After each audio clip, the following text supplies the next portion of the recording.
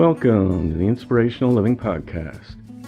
Today's reading is edited and adapted from Prentice Mulford's book, Thoughts Are Things, which was published in 1898. If you enjoy today's reading and would like to listen to the entire audiobook of Thoughts Are Things, you can do so for free by signing up for a free trial membership with Audible. Audible has an unrivaled selection of audiobooks from both contemporary writers as well as classic inspirational authors, such as Prentice Mulford, Orison Swett Martin, James Allen, and Napoleon Hill. With Audible, you can listen to great books direct from your smartphone, and the audiobooks you do purchase are yours to keep, even if you cancel your membership. To get started with your free 30-day trial membership and one free audiobook of your choice, go to our special URL, audible.com/inspirational. That's audible.com/inspirational.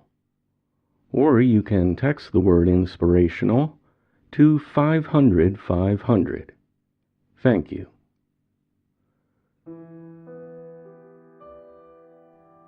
Courage and presence of mind mean the same thing, for presence of mind implies command of mind. Cowardice and a lack of mental control also mean about the same thing, for cowardice is rooted in hurry, the habit of hurry or a lack of repose. All degrees of success are based on courage, mental or physical. All degrees of failure are based on timidity. You can cultivate courage and increase it at every minute and hour of the day. You can have the satisfaction of knowing that in everything you do, you have accomplished two things, namely the doing of the thing itself, and by the manner of its doing, adding eternally to yourself another atom of the quality of courage.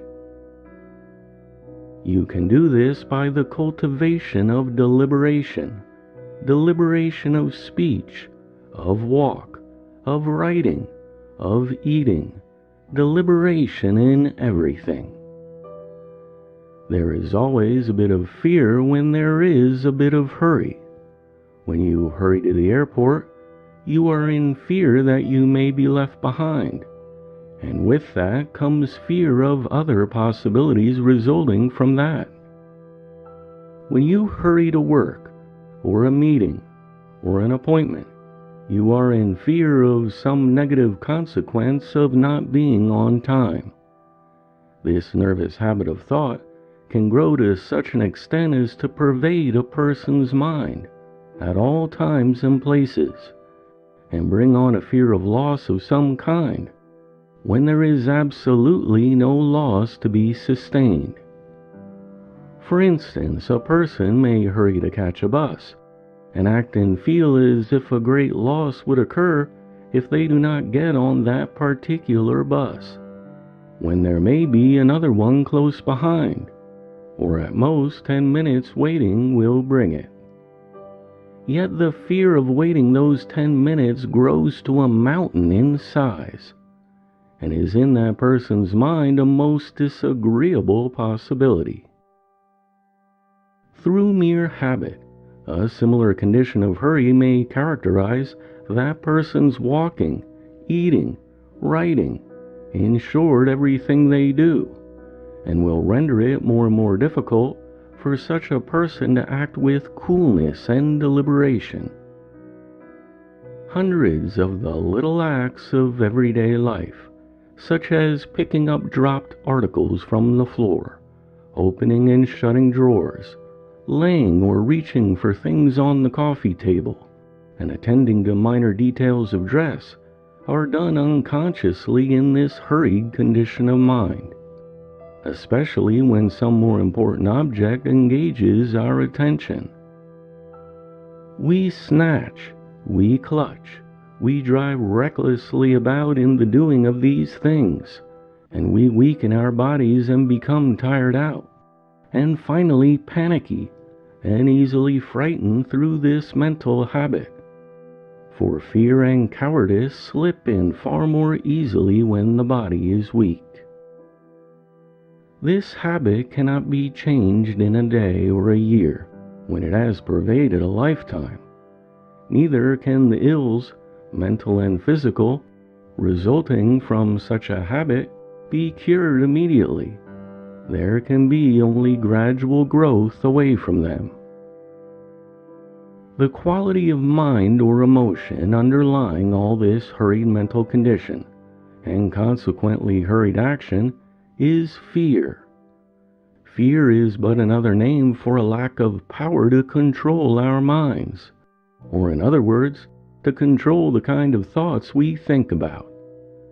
It is in this kind of unconscious mental training, which is very common, that begets a permanent condition of mind, more and more susceptible to large and small panics at the least interruption or trivial disappointment.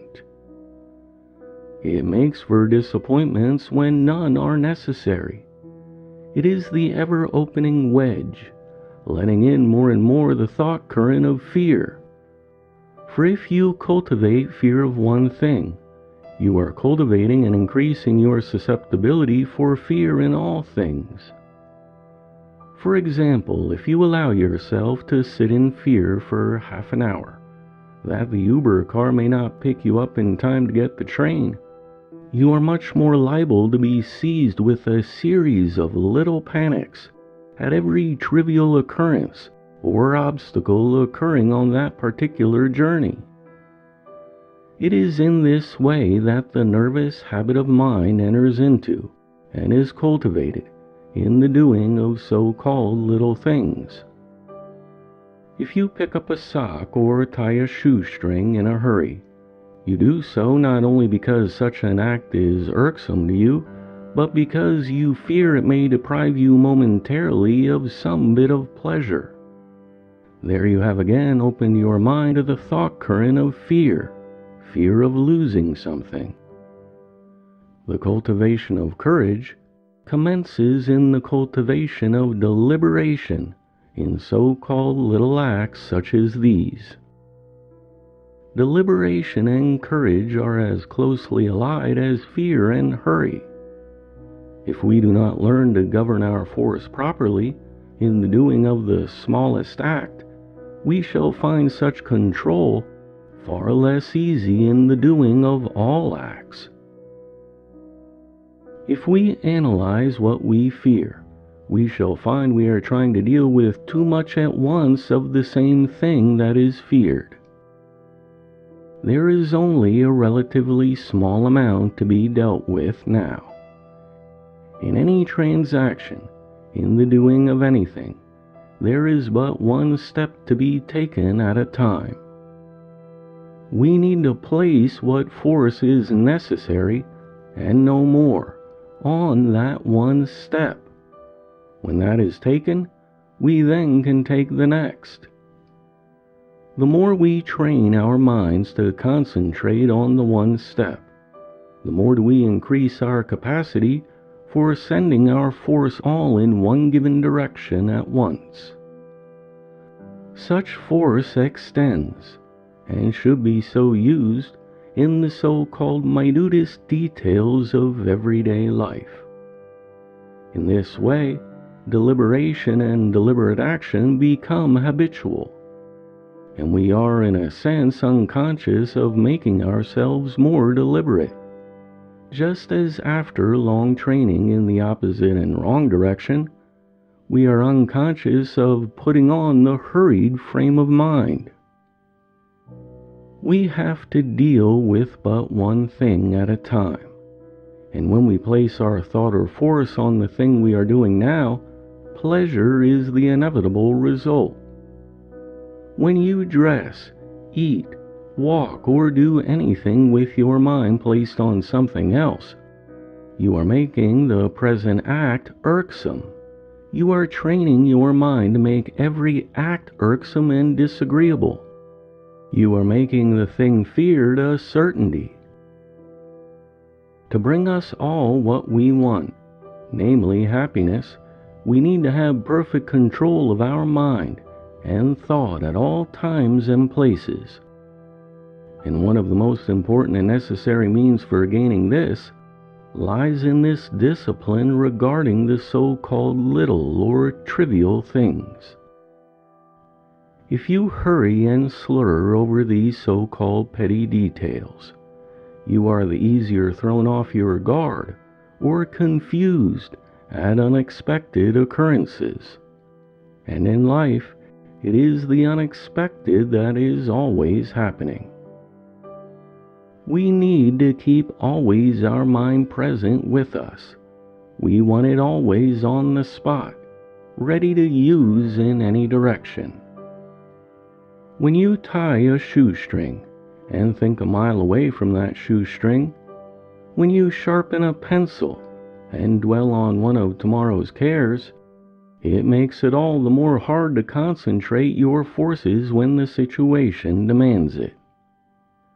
Our thoughts can move from one thing to another with more than electric speed.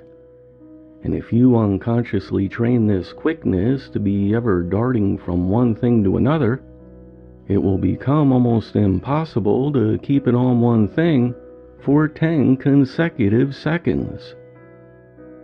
However, through cultivation of repose and deliberation in all things, we can train ourselves to fasten our thought on anything as long as we please, to throw ourselves into any mood of mind we please, and to throw ourselves at will into sleep or a dreamy state as restful as sleep. Deliberation of movement, or in plainer English, the movement of muscles so slow that our mind has time to follow it, gives one time to think in great and small emergencies.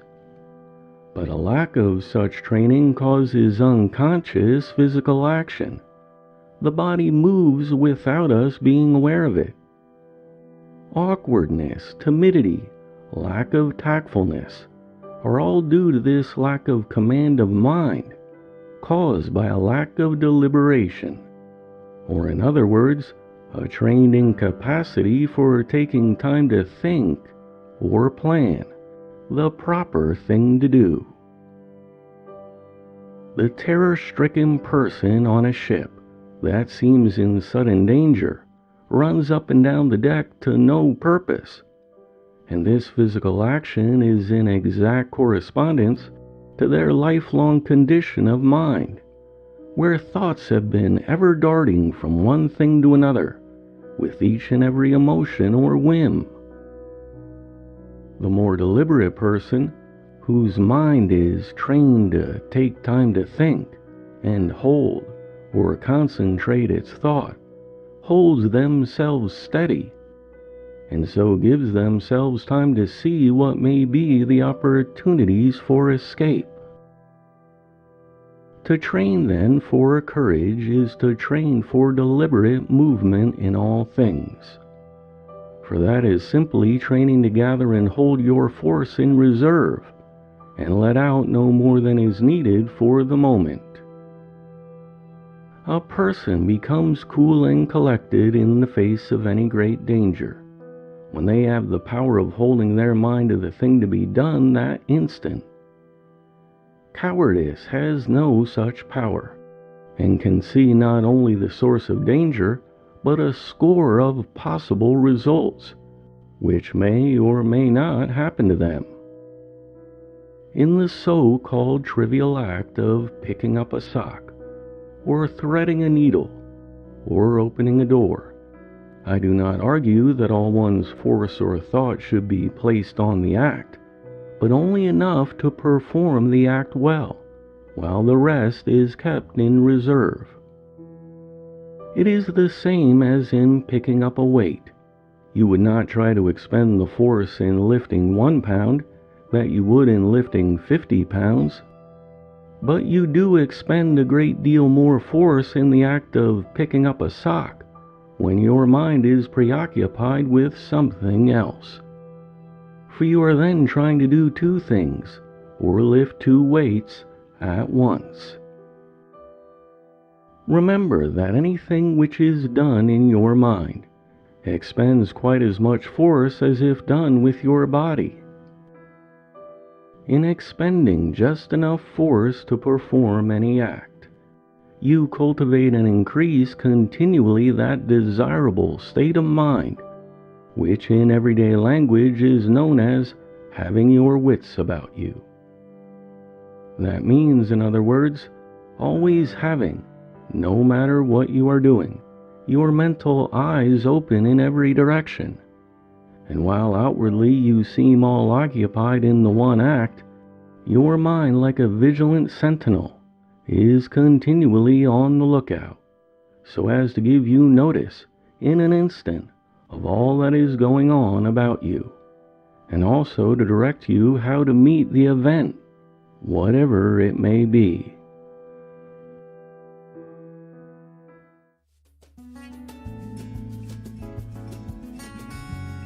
The Inspirational Living podcast is a production of The Living Hour.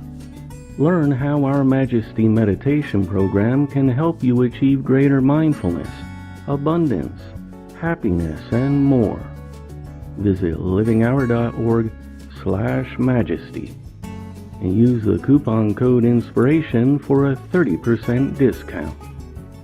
Thanks for listening. I look forward to talking with you next time.